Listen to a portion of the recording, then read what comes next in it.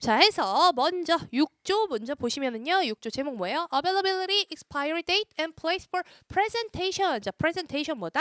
제시다. 그래서 요 제시라는 정의는 어디에 가서 보면 되느냐? UCP 602조에서 나오고 있죠. 그래서 제시 뭐예요? 서류를 딜리버리 하는 것이다. 누구한테? 노미네이트 뱅크, 이슈잉 뱅크 혹은 걸려있는 은행에게 서류를 보여주는 서류를 인도하는 절차가 바로 제시다라는 거고요. 6조와 29조에 걸쳐서 어떤 내용이 나오느냐? 먼저 제시의 장소가 나오고 있고요. 그 다음에 신용장 사용 방법에 따라서 내용이 나오고 있고요. 네 번째, 신용장 유효 기간. 이렇게 나누어서 공부를 해주시면 좋겠습니다. 해가지고 이것과 관련 있는 조항이 뭐다? 6조 그리고 29조. 해서 제시의 장소가 무엇이냐? 내가 서류를 준비를 했어요. 근데 어디에 갖다 내야 하느냐라고 하게 되면은요. 먼저 신용장 상에서 명시한 은행이 될 수 있고요.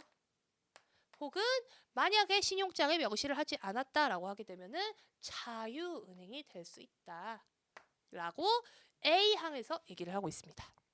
그래서 신용장은 어떻게 해야 하느냐? Must state the bank with which it is available. 뭐예요? 신용장은 명시해야 한다. 이 신용장이 어디에서 사용이 가능한지 혹은 그것을 얘기하지 않았으면은 어떻게 된다?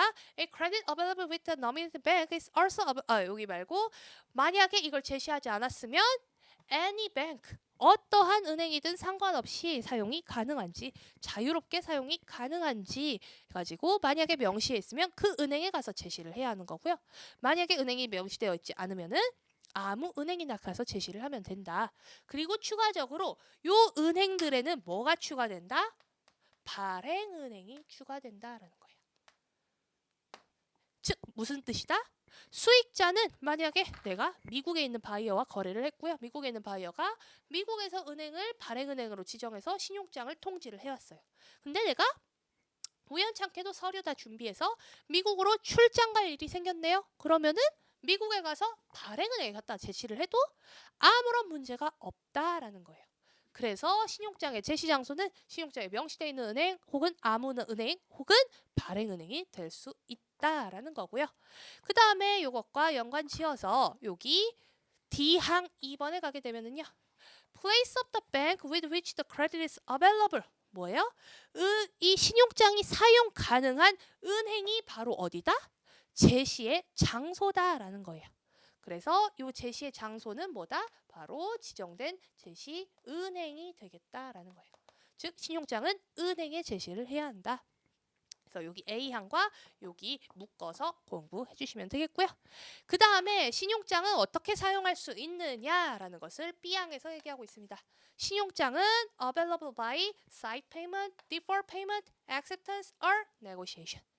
신용장 자체에 자기가 어떤 신용장인지 명시를 해줘야 한다. 일람지급인지 연지급인지 인수 매입인지. 그래서 일람지급, 연지급, 인수 혹은 매입이라는 방법 중에 신용장에 명시된 방법으로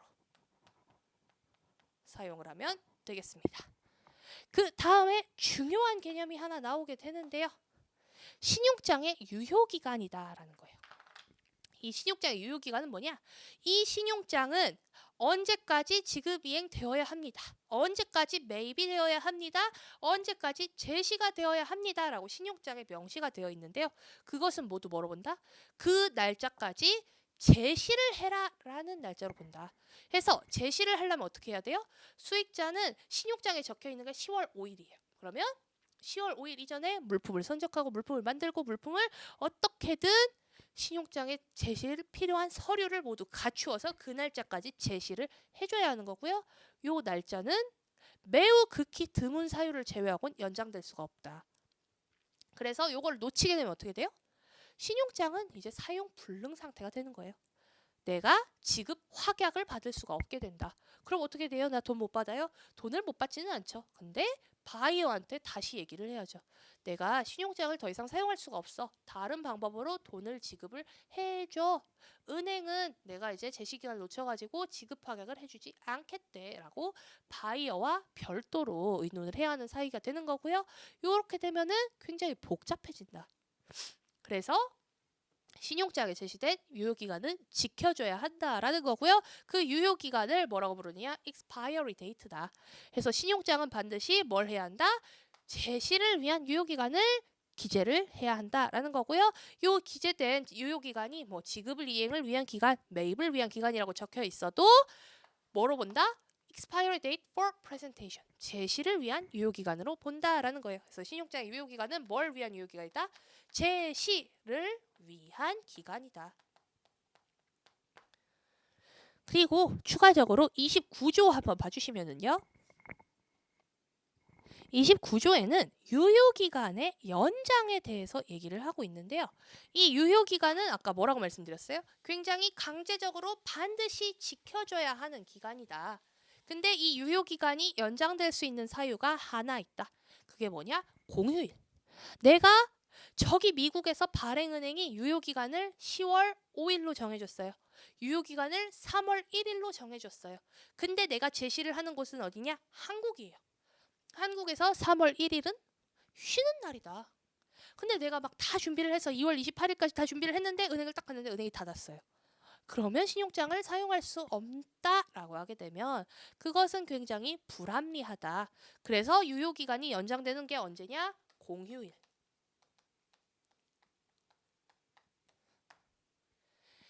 다만 이렇게 공휴일이 이 사유로 이 은행에 대해서 유효기간을 연장받은 경우에 이 노미네이티드 뱅크는 그 사유에 대해 신용장 표지에 명시를 해줘야 한다라는 얘기가 있어요. 그래서 보시면은요, 만약에 유효기간이 신용장에 적혀있는 유효기간이 그 마지막 날 혹은 그 유효기간 자체가 falls on a day when the bank to which presentation is to be made is closed for reason other than those referred to in Article 36.